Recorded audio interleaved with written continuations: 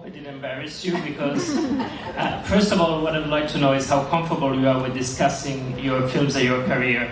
Is this something that you do more with pleasure or with an effort? And the reason why I'm asking is that because you said that for a long time it was difficult for you to accept compliments, and that you were kind of grown up with the dogma of being humble. Sometimes it can be really fascinating, depending the style of the conversation. I think I learn things too, because as the filmmaker, you are sometimes unconscious of your process. It's actually one of the preconditions. You should be a little unconscious. And then sometimes I learn about how other people are affected, because in a way I'm just the one receiving it, and I'm working all the time, like serving the vision. And then later I look at it, I'm like, oh, okay, there are many different ways to look at this thing, and I only see some of them. Let's start from the very beginning. You were born in Wellington, New Zealand, second of 3 children, from Richard, the theatre director, and Edith, actress and writer. And I believe they were born the very same day, month, and year. Yes, Mummy and Daddy were born on the same day, same year, so they were like twins, very romantic. Hard act to follow, I always say, oh, when were you born? When I met guys when I was young. And I was just curious, I read in many places that your father's family belonged to a religious order called Exclusive Brethren that forbid books, films, and theatre. So I was wondering, how did he end up then to becoming a theatre director? Did he have to go against his family to do that, or? Yeah, he did have to separate from his family. Dad's dad was a butcher, and he was injured in the First World War, and so not a very well man, and he died early. But because my father left the Plymouth Brethren, he had to eat in the garage with one of his brothers who also left too. Yeah, I think he was pretty pleased about it, actually. So. And then in New Zealand, your parents created a theatre company that traveled around the country, and then they settled in Wellington. And your sister chose early on to study acting in London, but you stayed quite far away from a long time from your parents' job. You declared at one point, I felt it was despicable, the idea of following your parents' path, so I avoided it for a long time. Was it really... I think it's like a really difficult thing when you grow up and you try to find out who you are, or, as if that can be done. But the effort is still made, and it's difficult to define yourself when you are in the shadow of your parents. And so I wanted to pretend like I didn't have parents. So, I wanted to leave New Zealand and to not have that kind of close inspection, and to go overseas, which many New Zealanders do since we live so far away from everything. And I spent some time in London and then Australia, really where I spent most of my life. Yeah. What about the school years? In Julie Bertuccelli's documentary, you said that you hated school because you couldn't behave yourself. How was your... What are your memories of the school year? Was it a difficult period? No, I don't think... School really did not suit me. I really liked freedom, and I hated the way... like the army, school is run. It just seems such a disappointment that a teacher stands out the front and opens a textbook and says, now we're going to look at this, I could do this at home, And I felt really rebellious about it. Many of your short and early films, I think about Girls on Story, but also An Angel at My Table, portrays the frustrations of being teenagers. And it makes me think of a beautiful line from a film from another female director, Sofia Coppola, The Virgin Suicide. And there is the girl at the beginning when, after her first suicide attempt, the doctor stitches her wounds and tells her, what are you doing here? You're not even old enough to know how bad life gets. To which she replies, obviously, doctor, you've never been a 13-year-old girl. So, which I thought was quite beautiful. So I was wondering how hard it was for you, what do you think it is for you to be a 13-year-old girl? Look, I think it was I think it's difficult. It's one of the most difficult transitions, I think, in my life, going from being a free child to suddenly feeling the burden of hormones and all the strange things that it was asking me to feel and do. It felt very contradictory and uncomfortable. And, I do think 14 is one of the most challenging years for young women. And I really feel for them today, growing up in the digital world where there's so much trolling and cruelty. I really like to think that young people get protected by the older people in the community and supported. But this, it seems like they're in a kind of wilderness, and it's pretty scary. And then at the university you decided to study first psychology, and then you got a BA in anthropology. And I was wondering how much your cinema was influenced by that, because you said that you were interested in how thoughts affect our behavior, the mythical content that has nothing to do with logic. And when I think about your films, they all seem like a flat-out demonstration that characters think that they're governed by rationality, but in fact they are not. I don't really know how much it's affected things, but I think the beautiful thing that I learned from studying anthropology was this idea of, unity and diversity and the sort of opposites and the way language works, in fact, with Levi-Strauss and the kind of structure of the brain. And, like every culture in the world has language. It's like it's one of the things that the brain does. And then if you think about it, also they have myths, and a lot of story is held in, or a lot of myths are held in story, or a lot of meaning of the culture is held within that, and it's sort of like, it was a great opportunity to think about that and to become aware, and also, that every culture is kind of equally complex, that there's no one more superior culture than another, and I think that was a really deep and profound thing to realise quite young. And then you started your own grand tour to Europe. You came to Italy, you studied art there, you studied also Italian language. Yes, not very well. Io parlo un poco di italiano. And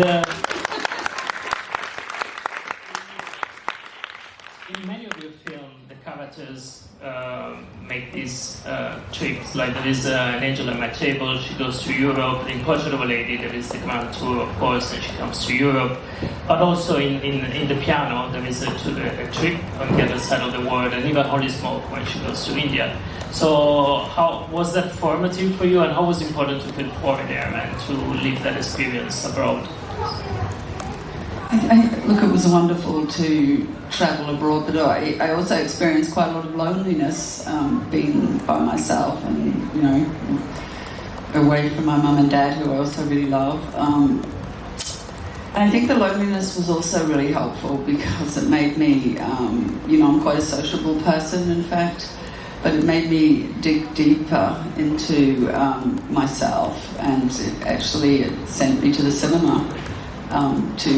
For company, and when I was in London and didn't know many people, I would go to the cinema all the time, and that's when I became obsessed with cinema, actually.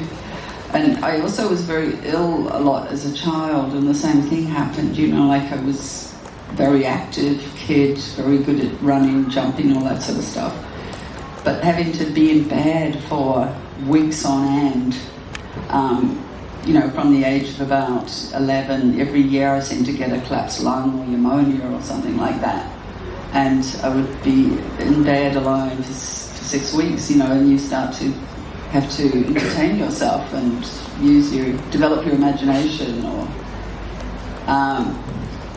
those things I think can have, illness can be very informative, make you very independent and strong in a way.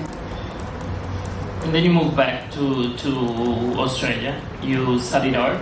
First, you didn't study cinema at first, but you started doing your own self-made. I always loved art history. I was really good at recognizing all the different artists. So you kind of gravitate to what you love. And when I was in London, I also went to Chelsea College of the Arts, just the foundation year, and then I finished, continued to work in Australia, but to be a bit closer to New Zealand. And it was an amazing art school, and really I learnt everything I know about looking and seeing and practice of art making or even filmmaking from those 2 years in Australia. I think I understood that for the first time that looking was actually a language, or seen as a language, and that you need to learn it.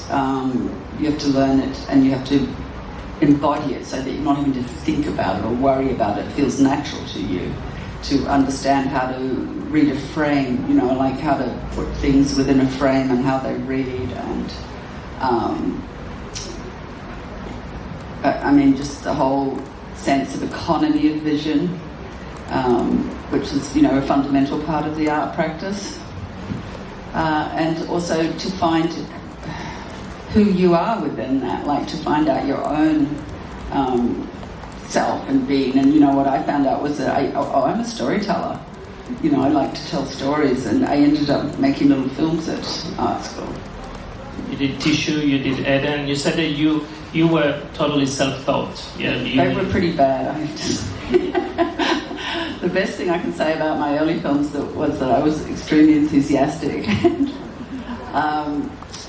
I remember when I made Tissues, it's a Super 8 film, and I did teach myself out of a manual, which anybody can do, but I had bought a projector, and I would go to my friend's place and they say, "What have you been doing?" I said, "I made a film. Do you want to see if I've got my projector with me?"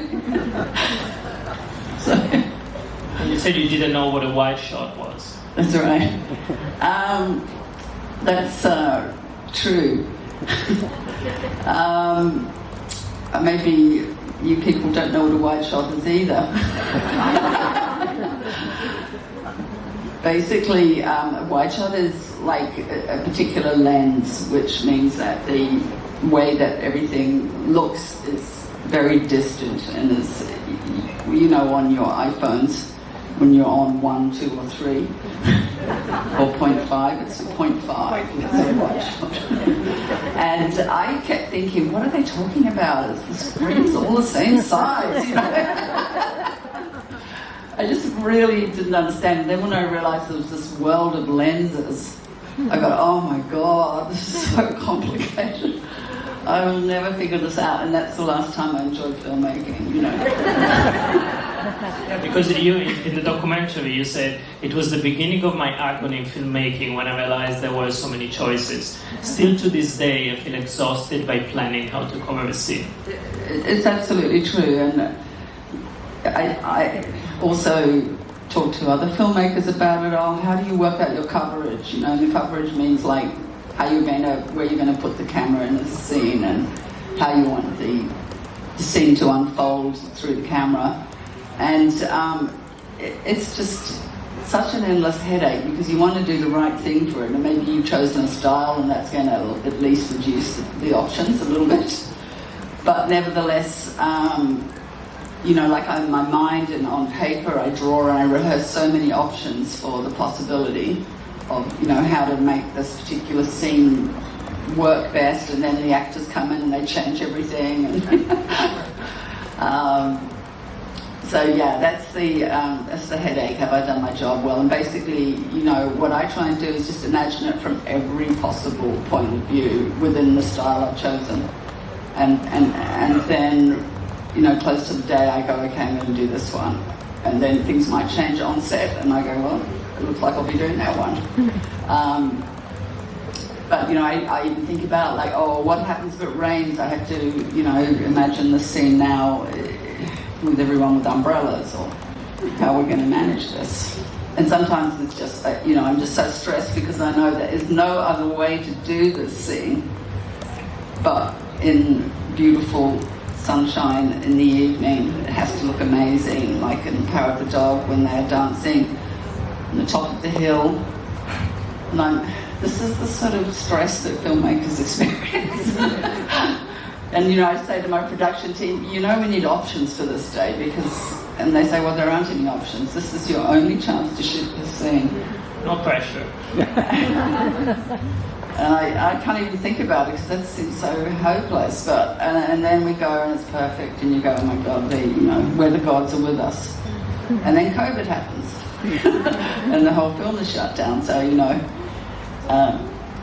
although that wasn't stressful, that was a big rest. But I think that's one of the defining things about filmmaking is like just handling the stresses because there's just so many of them. And then you decided finally to do a film school, to enter into the Australian Film, Television and Radio School. But you said you didn't really feel that welcome there, and you felt like you were quite alone compared to all the other, especially male directors there that wanted to do big car scenes and... Yeah, they were just kids, you know. Boy kids, they arrive at the film school and they get out all the big equipment, you know, because that makes them feel, I don't know. Well, I won't go into it. I was lucky at film school because I did meet very many like-minded people, like about, I don't know, 6 or 7, 8 people that really influenced me and supported, and a few of them that really supported what I was doing. But the staff themselves, you know, what can we say? It was still a great opportunity. Like they worked in television and they were nature study filmmakers. So really nothing. They didn't go to the cinema. They never went to the cinema. They had no idea what was going on. And we realised that, and we just thought, okay, fine, we'll work at night, you know. And the school was open all night, and there was a whole group of us that went every night and, you know, made our films together and helped each other. And especially the older students I found were, you know, really helped me figure out how to edit Peel, for example. We will get to Peel. I was just wondering, what about the Australian New Wave, so the 70s and 80s? I never saw an interview with you. Did you have any relationship with it? Did you feel attached? Because when you mention directors, they're usually either American directors or other kind of directors.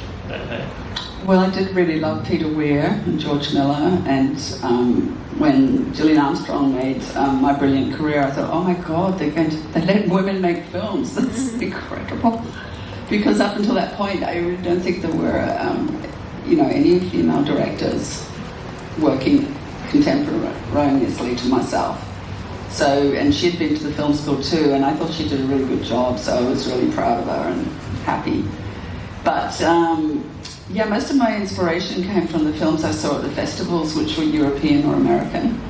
I mean, the Australian film scene, to me, was Peter Weir and Fred Skepsey and George Miller. I mean, I love Mad Max, you know. It's an incredibly inventive film, yeah. And then, of course, a lot of critics, especially for your early films, they mentioned David Lynch as a big influence for you. He was a big influence for me, and he's like from art school as well, and it was revelatory to see the originality of his work and how he really allowed himself that freedom to go wherever his subconscious drew him. He feels like a fairy tale work of the subconscious, and that was very exciting to me. And I also love Buñuel. He also, you know, he's kind of like, for me, he's likes to be a bit silly, you know. He's like a grown-up who's very childish. And well, it's interesting because often we associate them also towards like voyeurism and fetishism, and in the way the piano, it kind of, a lot of people saw that kind of influence there. Also the metal finger at the end and everything. Are these references unconscious to you, or? I think those ones are unconscious. I mean, I definitely know that I'm the product of my time, and everybody who was making films like Jim Jarmusch as well, Spike Lee, people like that were, you know, if I loved their cinema, I took it in somehow. I don't really know how it's going to go out. But I'm sure I'm influenced consciously, unconsciously by all of them. I'm very grateful to their cinema. In your film, though, there is only one director that you directly mention in 2 different films, which is Polanski. You do well in Holy Smoke. It's just because of the Sharon Tate story, of course. But then in Two Friends, you mentioned it twice with Tess de Duberville, and that's also one of the directors that you mentioned early on. But then in your interviews, you say a lot that you love Paul Thomas Anderson a lot. Yes, I do. And Jim Jarmusch. Those are kind of the main references that when you hear your. Yeah, no, I think it's really nice to be able to say I also love Justine Triet, Anatomy of a Fall, and Audrey Diwan, The Happening, and Julie Ducournau, Titan. So it's really nice to have so many more women that we can relate to, and of course Vagabond, who's Varda, Agnes Varda.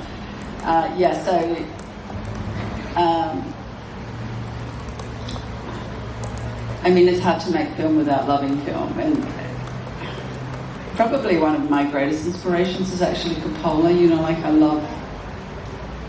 I absolutely love his early cinema. Not so much early, but I guess from The Godfather on.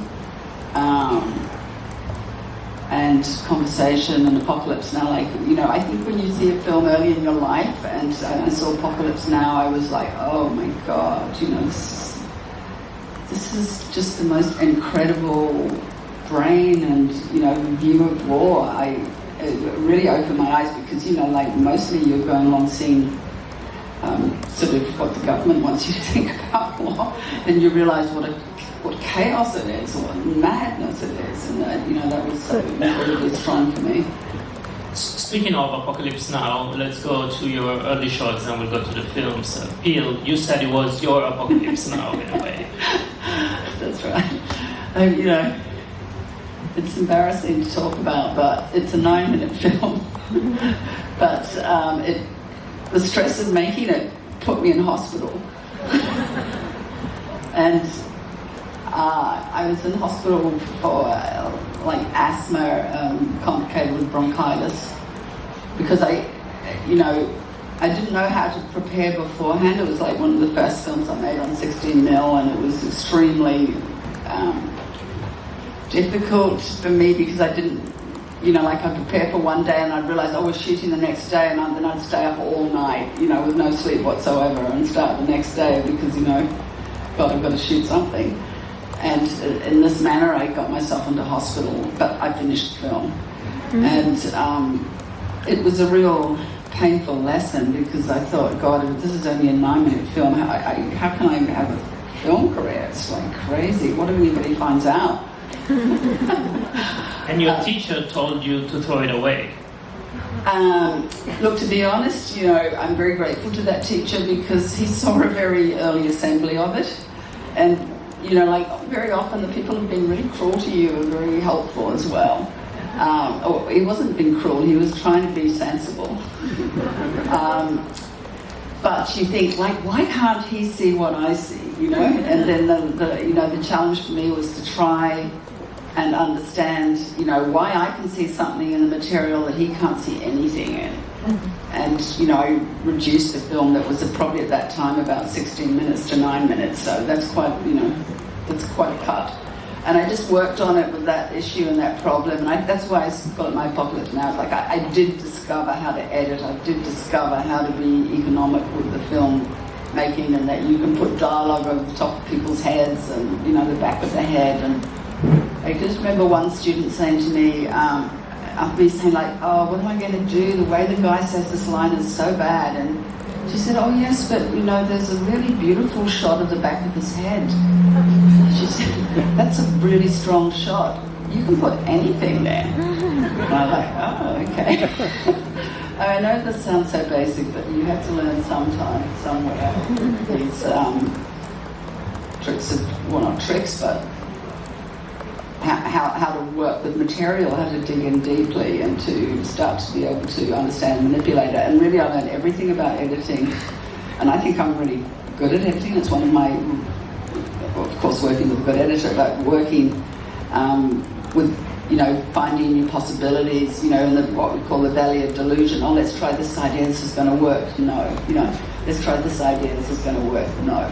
So, you have to be a great optimist, but also a great realist. So that really, I spent almost a year recovering from that, but you know what, I've only ever had one sick day in my whole career as a filmmaker, because I learned how to look after myself and, learned to prepare ahead, and to how important sleep is, and how important yoga or some sort of practice that helps you deal with stress, really. What would you say it's your most difficult shooting in terms of feature film? Was that Portrait of a Lady, or was that... Portrait of a Lady was difficult because it was very long, and I had a little baby at the time who I still, wanted to be with.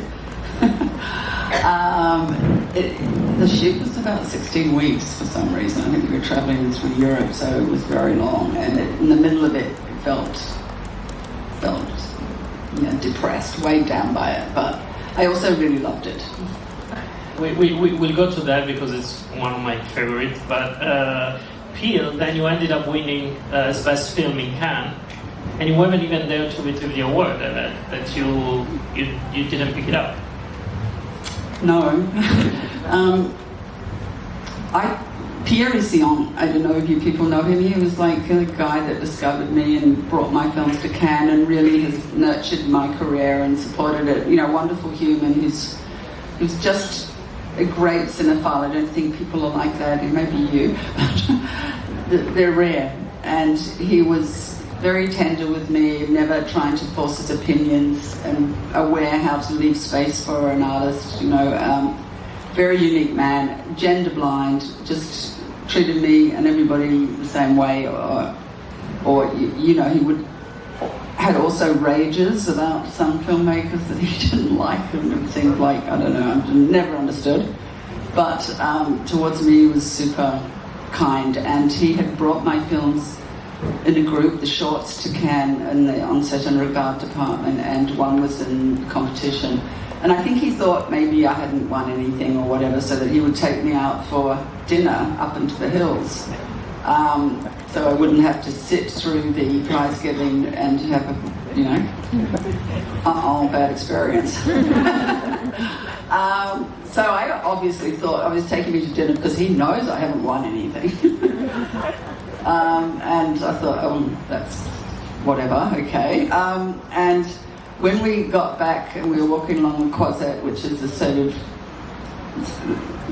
the pavement beside the sea, I saw a guy from the Edinburgh Film Festival, and he said, "Hey, you won the best short film." And oh no, I didn't. He said, "Yes, you did." And there was some Australian woman that got up and got it for you. And so that's how it kind of happened. Yeah.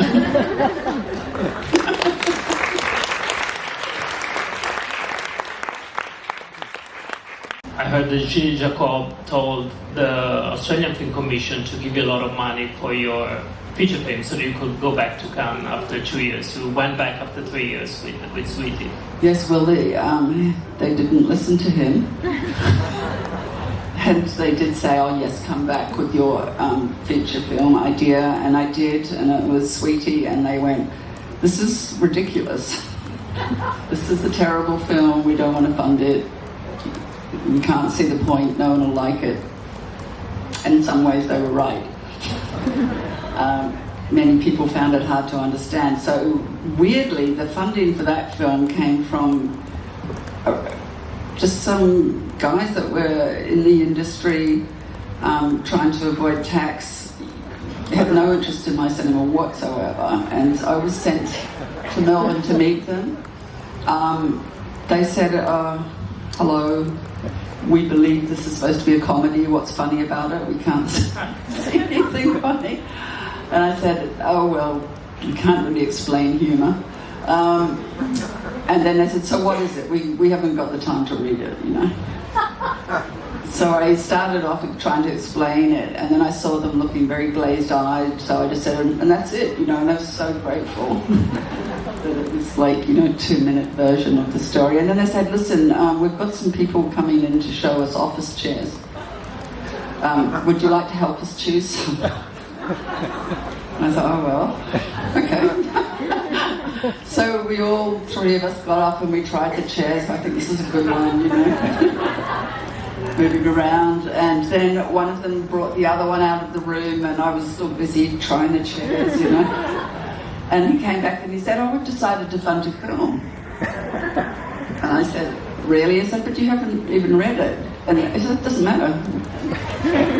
We like you. We want to do it, And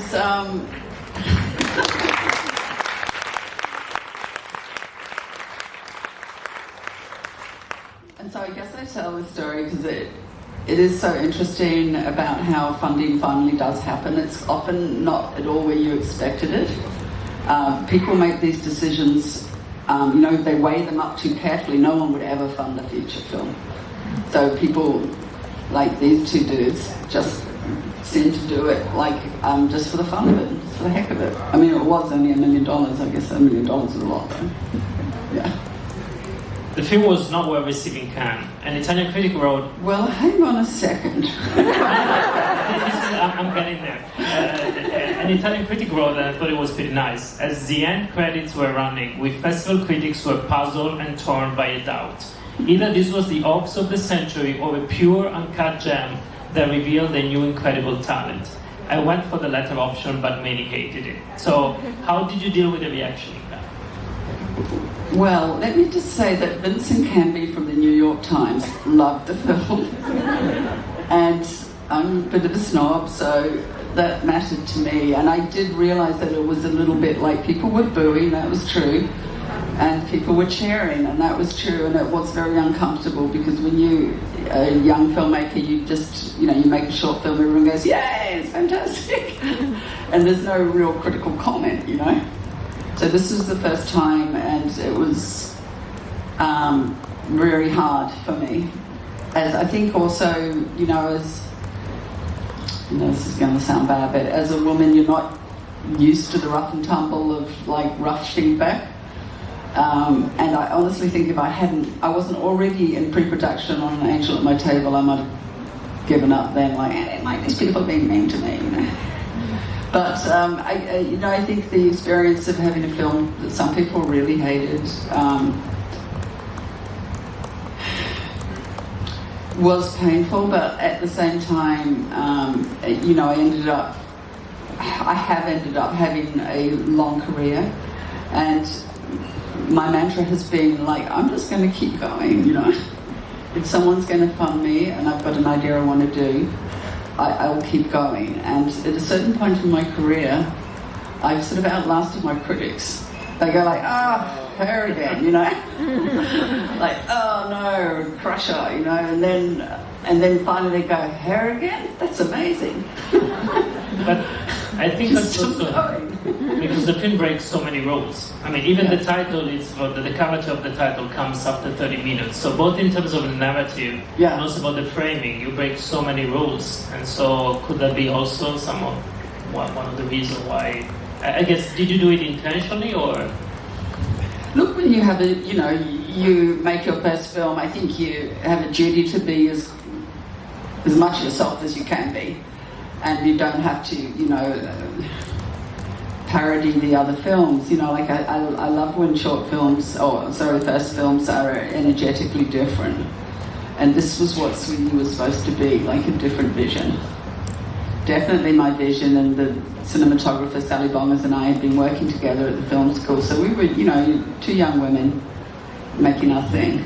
And it honestly looked like people from Mars had come down and made a movie, I think. And I still love it. It's one of my favorite of my films because it feels like it was made without the knowledge of the critics and feedback or anything like that. And yes, I think when we were writing the film, we realized, what's this character Sweetie doing coming in so late in the story? We thought about it, can we rewrite it, can we fix it? And we thought, no, we can't. It's just going to be an anomaly, And by the end, I think it's fine, It's great because she arrives like a tornado and derails the story completely. Yes, she completely subverts the story, yeah. There's been a psychoanalytic analysis of your film and your characters. It happened many times in your film. In this case, some critic quoted Lacan and said that Kay represents the neurosis with her phobias and superstitions, while Sweetie the psychosis stuck in the house of the tree built by her father, incapable to grow up. What do you think about this interpretation? Do you read them? Do you agree? Do you don't care? You don't think about that? I don't really think about it, but I am interested in seeing, I think, Sweetie as a force of the subconscious, you know, like this childlike woman. And her sister who's so paranoid about everything from nature. I like that people want to play with it in that way. But, you know, I don't think for me that's the way you would make work. You know, like I think when artists make work, they work from very different principles than how people might analyse it. So, you know, so I personally would never analyse a film like that. I would be trying to figure out what the artist was, you know, where they were coming from, why they were doing it, how that happened, you know. Yeah. And Kay has phobia for trees, and trees are a constant haunting presence in all of your films. Of course in The Piano and Angel on My Table, but even in those films set largely indoors, even in Portrait of a Lady, the only moments in which Isabel can breathe is under the Roman trees. In a metropolis like in The Cup, there are moments in the trees in the park. Even in the desert, in Holy Smoke, there's the tree where they hang the sari. Why trees are so, like visually, what do they mean for you? Why they are so present in all your films? I don't really know. That's something, maybe you know more about than me. The ending, we see Kay and Louis willing to try again. It reminds of the ending of Holy Smoke and In the Cup, where both couple are all beaten up, battered, and hurt, but they hug each other, and there is this embrace in which they try to start again. And this makes me think about a lot of people. Do you consider yourself an optimist? Because all your film had this sort of optimism, but it's a very suffered optimism. We saw The Piano yesterday. It ends with an optimistic note, but there's still this very dark dream at the very end. And even in Portrait of a Lady, you just gave us a freeze frame not to betray probably the novel. It was the only way to make it, try to make a happy ending. So would you consider yourself? I am an optimist. I lead by inspiration, you know, and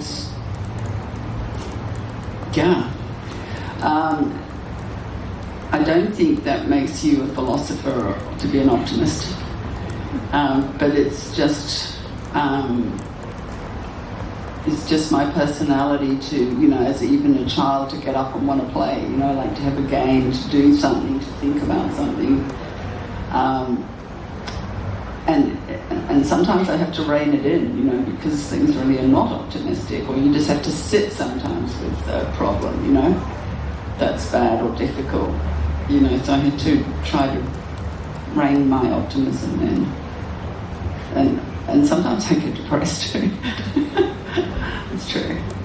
Let's talk about that ending of Portrait of a Lady. You end with a freeze frame. Was that intentionally since the very beginning, and was it a way not to end like the book when she decides to go back to her husband? Well, if you look at the book very carefully, what I think happens, maybe you're right, yeah. I looked at the book very carefully at the end, and what I thought Henry James did so well was he canvassed all the relationships he had begun with her and visited them in different ways, like Ralph was dying and, you know, she found her love for him and they had their love moment. Caspar Goodwood was present. He had been talking to Ralph Touchett and they were planning maybe that she could escape with him. And yet she had a responsibility to Pansy, who, and the very fact that she had chosen to marry Osmond. So I feel like he wanted to remind us of everything that was there in her life, and that in a way she was now free because she understood what she had done. She understood how she'd been tricked by Madame Merle, and there was a way in which, that she was facing her destiny or moving towards it with knowledge. She was no longer a fool, What I love about the film is one of my favorite, and it's kind of a horror story masked as a period movie. But what I find very disturbing and fascinating is that the novel has been interpreted many times as the first novel about human manipulation. But your reading seems even darker. It seems like she sort of wanted to be, in a way, there is kind of a dark aspects of her that she wanted to be submitted and manipulated in a way. Like he is her mirror in a way, her real mirror, not like... So I'm wondering if this reading is right, and this probably doesn't sit too well with some hardcore feminists who don't like this kind of reading of a woman who has this kind of desires also being submitted in a way. Yeah, I mean, I think, feminism is a complex, subtle place to discuss, women's position and how they have managed it. So I think there's a lot of room for understanding that women are also part of the patriarchy, and this is the form of power in our society. It's a patriarchal society. And within the patriarchal society, some women want to submit. They...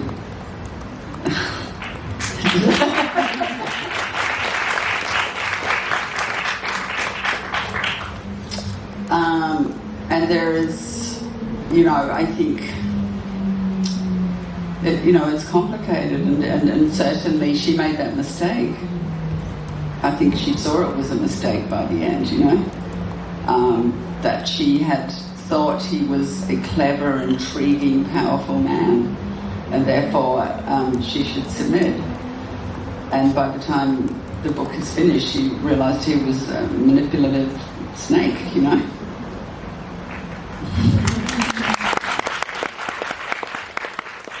And it's also one of your many films about the dangers of love.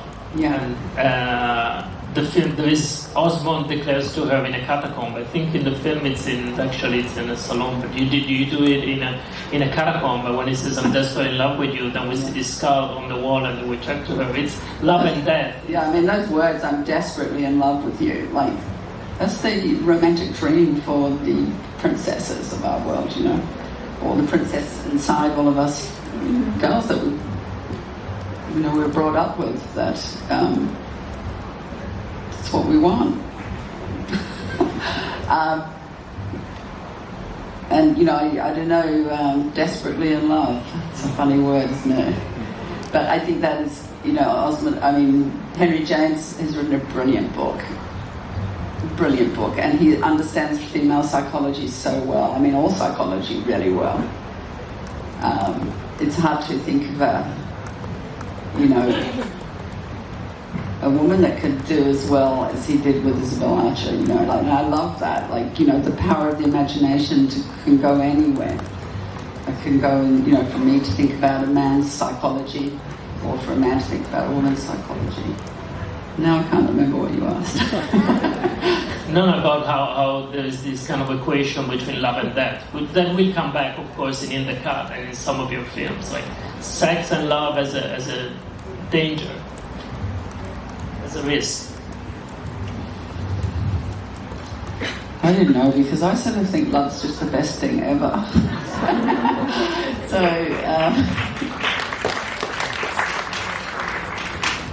I think what we're talking about is the dangers of, the romantic love affair, which is a kind of addiction and disease, and yet very attractive.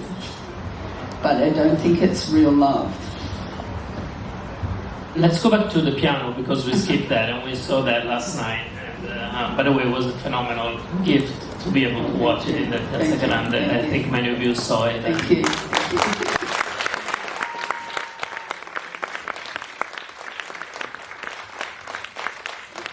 Is it true that one of the inspiration was a painting that your mother had of Yeah.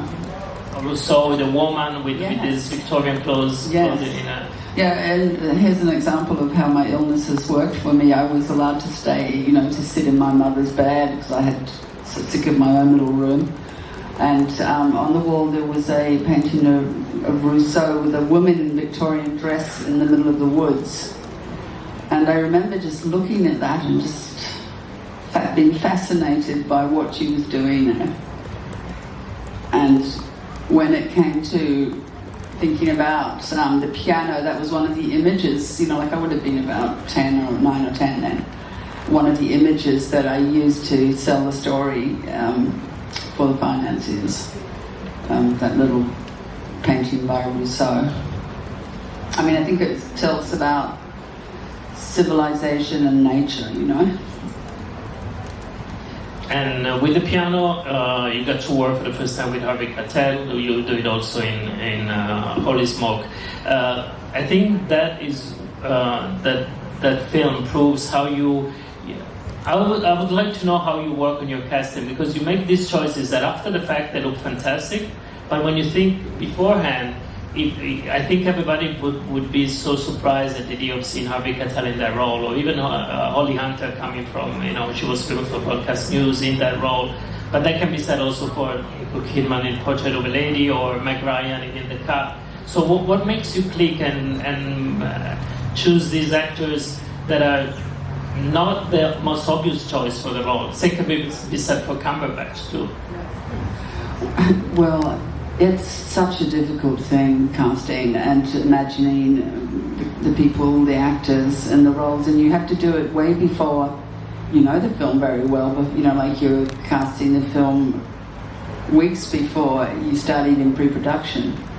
So it's very neurotic making and anxious making, and with the big actors you don't get to audition them really. So you can only, you know, have a conversation, and like it's scary. It's scary, and you can, you know, it's very obvious to me you can make a big mistake. Yet at the same time, you have to be bold about it, because if you don't, you know, it's not going to be exciting. I think that Harvey Keitel, I had seen him in The Duelist, Ridley Scott's film, and I was really impressed how he played a period character in that film with Keith Carradine. Really amazing. And I thought, oh, he likes to be in art cinema, not only just Scorsese's films, you know. So I was thinking, you know, one of the sad things too is that very often the guy actors don't want to be in films made by women at that time. Now I think things have changed, but you know, that was a reality. But Harvey's actually a feminist, surprisingly. He loves women, and when he heard about this film, he really campaigned to play the role. He loved the character, he loved the story. So that was something I was surprised about. In fact, I had a few male actors to meet in America when we were doing our casting tour, and after I met Harvey, I remember him saying, you know, like almost crying, you know, I want to do this role. And I was feeling so, like, confused, you know, for us New Zealanders, it's a really difficult thing. But then when I was meeting the other actors, I called one of them Harvey, and I thought, oh, okay. I think I've made my decision. And Harvey and I had a really good chat about how it would work, you know, and he made a real beautiful agreement with me, and very gentle and respectful. And, you know, I said, look, you're so experienced and I'm really not, but I still want to be the director, you know. And how's that going to work with us? You know, like, will you try what I want you to try? And he says, yes, but maybe let me put this to you first. Like, can I show you what I would like to do? And then if you're not satisfied, ask me anything and I will do my best. I will keep going till you're satisfied. So. And even the choice of Michael Nyman didn't seem that obvious, because he was mostly famous for his Baroque music for Peter Greenaway. So how did that come about? Well, I loved his music for Greenaway. It was really amazing. Probably the composer that I most sort of was impressed by, but I sort of was realising that this is piano and the bank of strings that he's famous for, you know, the thrumming sound. Michael's the most incredibly easy to chat to kind of guy, and all he wants to do is watch cricket and go shopping. So, you know, we were going, oh my God, the famous composer's coming to Sydney. You know, we hired a piano for him in a rehearsal space, and he came in and opened it and plonked it a couple of times. And then he said, let's go shopping, you know, Jane.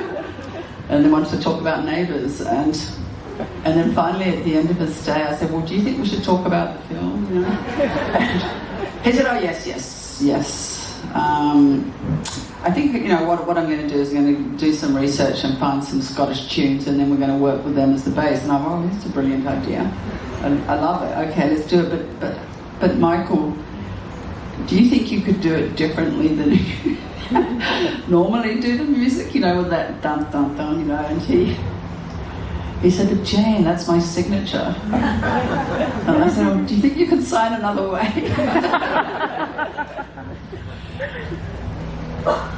And, you know, he did it differently.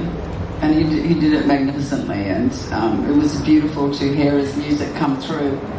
And, you know, I was awfully embarrassed saying that to him, but you have to somehow find the guts to say what you need to say. At least they can say, well, that's rubbish, I don't want to work with you, you know. But I think as the director, if you have a vision, people respect that, and they want, you know, they know they're only in charge of the small part of the film, and they want to be part of a piece of work that has got a unified vision. I think that I'm actually not a very good secret keeper. Just talking of secrets. It's you know, like secrets, they're almost...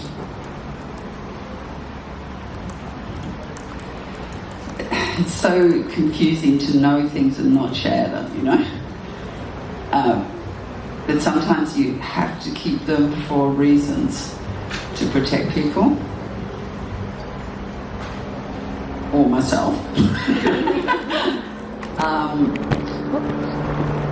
And, you know, I think the thing about secrets is to... yeah. That they have a secret, an energy. I'll tell you one thing about a secret, okay? That when we were doing Power of the Dog, Kirsten and Cody, who played the mother and son, you know, Kirsten is a great joker and teaser, and she said to me, oh, Jane, you know, we have a big secret between us, and, you know, maybe I'll tell you what it is. And I'm like, okay.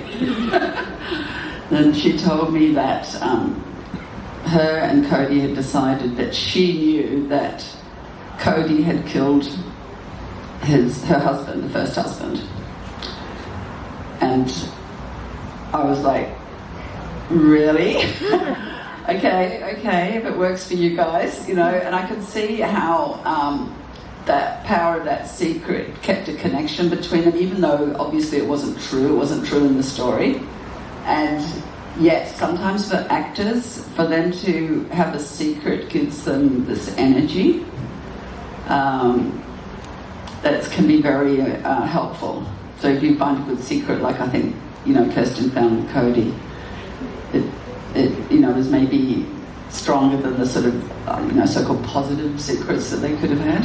Hi Jane, George from Letterboxd. I want to just read you a review from one of our members on our platform and ask a question based on that. So Kyle described the piano as sensual, brutal, forlorn and dripping wet. The piano thrums at Campion's fierce rhythm, improbable and immediately timeless. And then in brackets, Holly should have fingered the butt. So I wanted to ask you about that in particular. There's a beautiful scene where Ada is stroking Sam Neill, Alistair's butt, and it's a moment of real surprising and interesting male vulnerability. Is that something you're interested in portraying throughout your films, and could you think, on reflection, it could have gone further in that scene?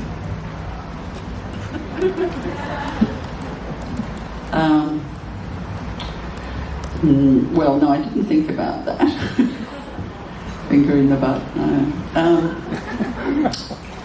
But I think it went quite far. I mean, Sam was struggling as it was. And I think it wasn't really the point for it to become like, invasive maybe for the actor, or apparently. It was more that she felt agency to be the person that was doing essential exploring. That was my point. And even with Harvey, like, he found that so disturbing, just as a normal guy, when Holly was trying to, taking the lead and being the one to kiss. He said, "I'm feeling like an object." Jane, something's wrong here. I'm feeling like an object. No. Yeah. There's time for one last question over there. I have to say, I think the guy wrote pretty funny. How do you feel being a pioneer for many other female directors, opening doors with your works? Well, if I helped anybody at all, that's fantastic. And, in the same way that other filmmakers opened doors for me, totally, my whole career is based on the love of cinema I developed through amazing films I've watched. I was lucky to grow up through the 70s when it was extraordinary. And there was so much strength in the art cinema space. And,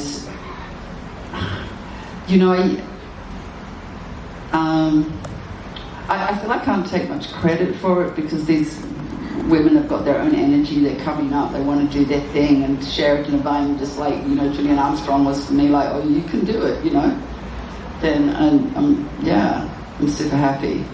And for me, like, seeing people like Justine Triet, Audrey Diwan, Julia Durkanau, Chloe Zhao, Greta Gerwig come in and, like, just be so strong, winning the prizes. I mean, no longer like, oh, we've got a few directors in competition. No, they're winning, It's fearsome and it's fantastic, and it's like the old days of feeling like, yes, women can make films, but not good ones, That's gone, and I'm really so grateful for that.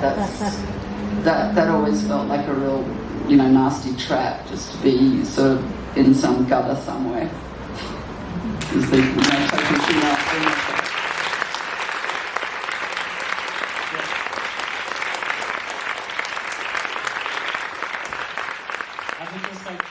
The other day you said something beautiful, that in order to be creative, enthusiasm must be stronger than your fear. I would just like to know, how do you cope with fear, and is there any project right now that it makes you more enthusiastic than fearful, and so that you might want to jump on and be your next project? Well, and I wouldn't share about what my new ideas are, because they're so crazy, but but I am right now doing a pop-up film school, which is free in New Zealand, and that's a really fun thing to do, and I hope there'll be more of that happening around the world, different places that the students don't have to pay for the tuition. I am working for free, and just they also get paid to come, because I really love the idea of a more equal society. I guess I'm a socialist, really, and I grew up like that, in that belief in a world that has opportunity for everybody, and not just inherited wealth.